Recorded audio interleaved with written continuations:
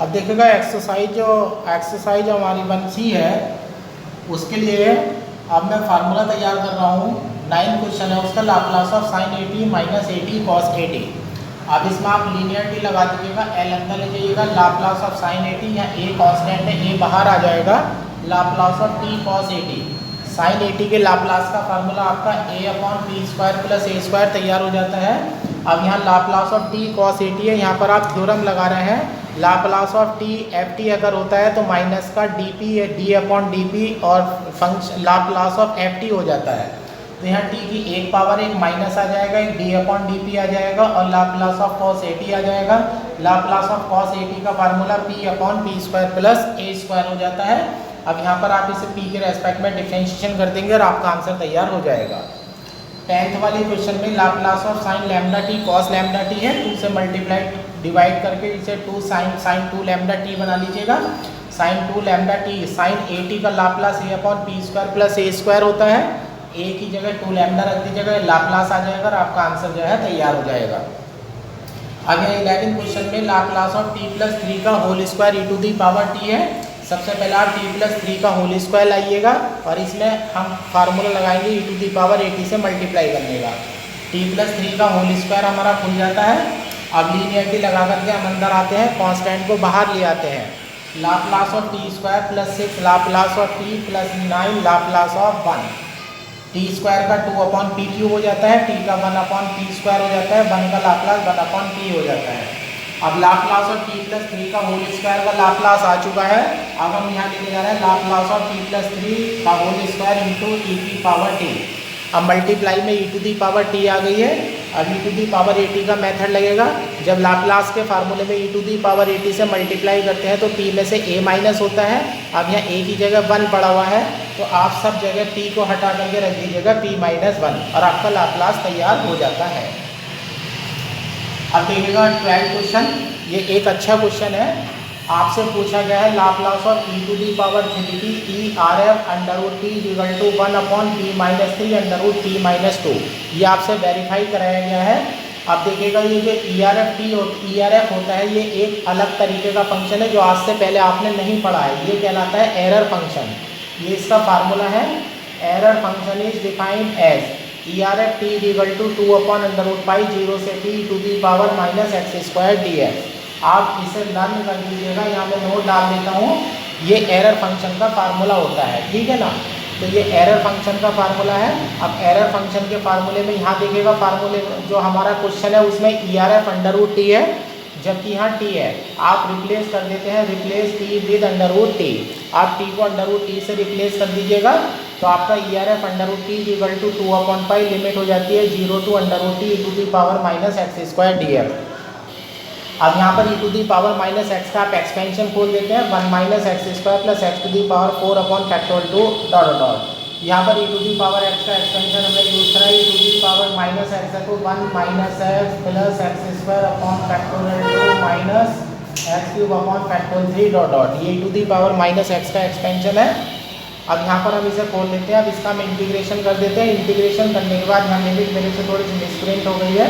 ये लिमिट हो जाती है मेरे से 0 से अंडर रूट टी। अब यहाँ पर आप लिमिट रखना शुरू करिएगा, अंडर रूट टी हो जाएगा टी टू दी पावर 3/2 या टी टू दी पावर 5/2। इस तरह से आपकी लिमिट जो है बनती चली जाएगी। अब ये हमारी लिमिट बन जाती है। अब हम इसका लाप्लास लेने जा रहे हैं। ये वाली वैल्यू आई है E R F under root T की, E R F under root T की वैल्यू आई है। अब हम फार्मूला यूज करने जा रहे हैं Laplace of T to the power N equal to gamma N plus 1 upon P to the power N plus 1।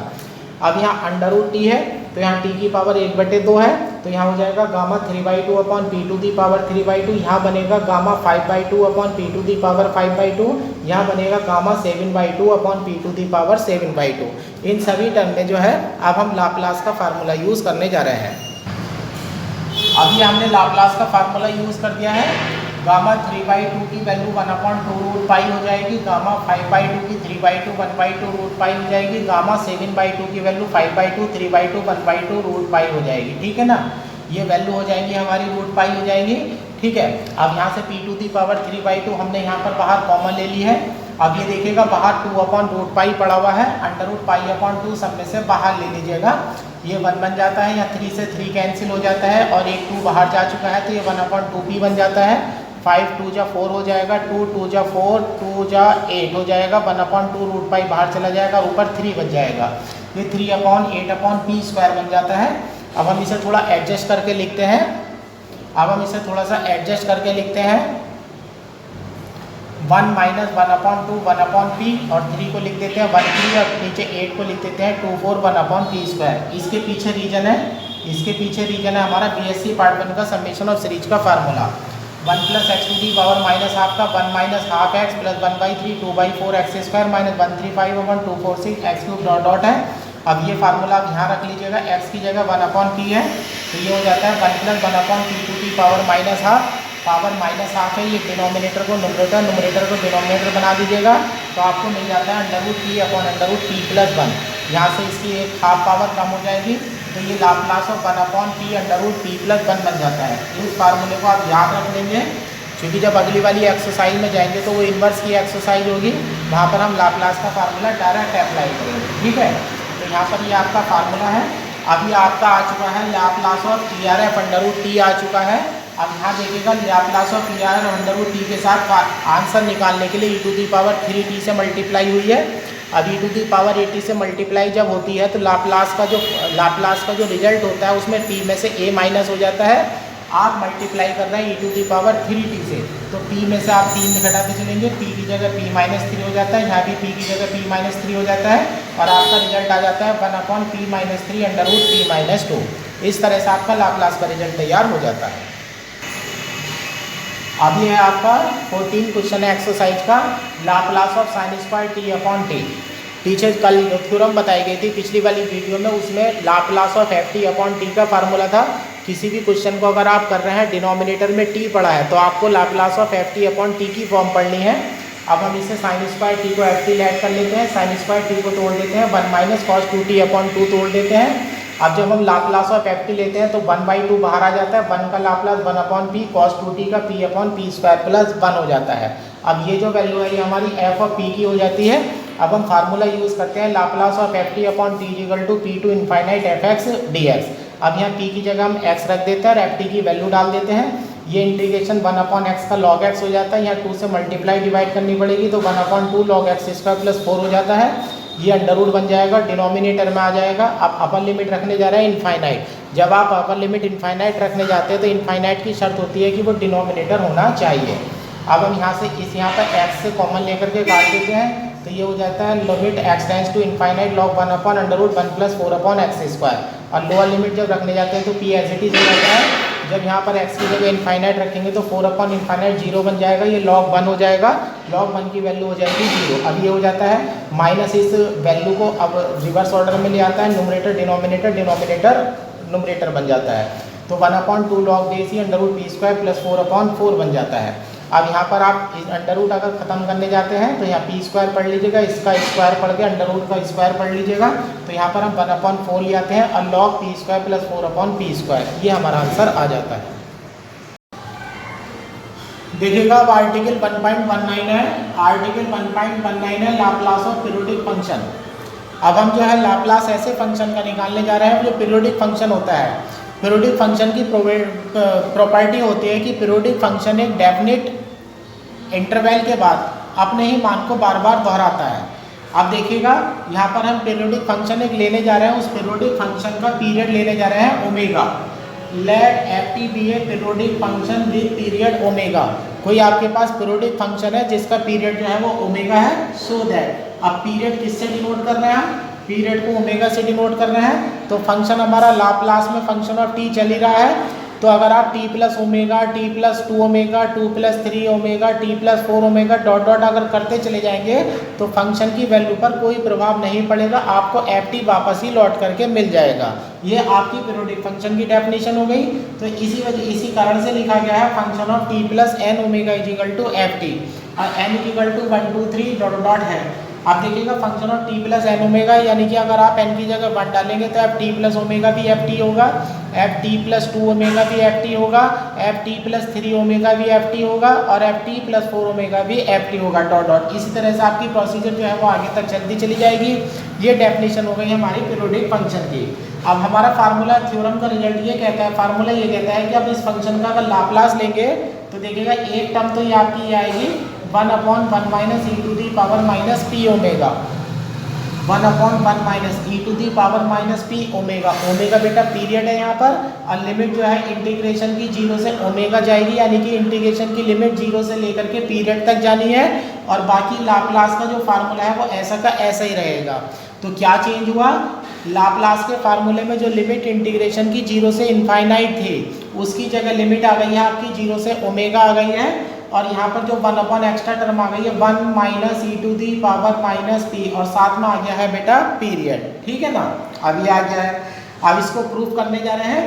Proof करने के लिए सबसे पहले हम लाप्लास ऑफ एफ टी लेते हैं। लाप्लास ऑफ एफ टी लेने के लिए हम अपना फार्मूला खोल देते हैं, 0 से infinite E to the power minus P T F T D T. अब लेकिन जो हमारा एफ टी है ये हमारा एक पीरियोडिक फंक्शन है जो ओमेगा, जिसका पीरियड जो है वो ओमेगा है।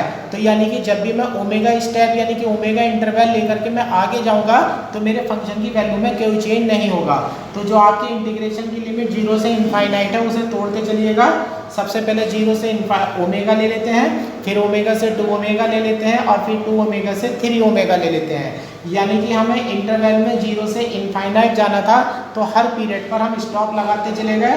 अब हम 0 से पहले ओमेगा जाते हैं, फिर ओमेगा से 2 ओमेगा जाते हैं, 2 ओमेगा से 3 ओमेगा जाते हैं, और इसी तरह से जो प्रोसेस है वो हमारी स्टार्ट होती चली जाती है। अब ये 0 से ओमेगा, ओमेगा से 2 ओमेगा, 2 ओमेगा से 3 ओमेगा, आगे वाला इंटीग्रेंड जो है उस पर कोई चेंज नहीं हुआ है, ये ऐसा कैसे ही है। अब हम इसे एज ए समेशन के रूप में लिख देते हैं, summation n is equal to 0 से इनफाइनाइट n ओमेगा से n plus 1 omega E to the power minus P T F T D T. अब यहाँ पर मुझे यहाँ पर एफ टी में पीरियोडिक फंक्शन की प्रॉपर्टी लगानी है। अब पीरियोडिक फंक्शन की प्रॉपर्टी में यहाँ देखिएगा फंक्शन के आगे क्या पड़ा हुआ है, t प्लस एन ओमेगा।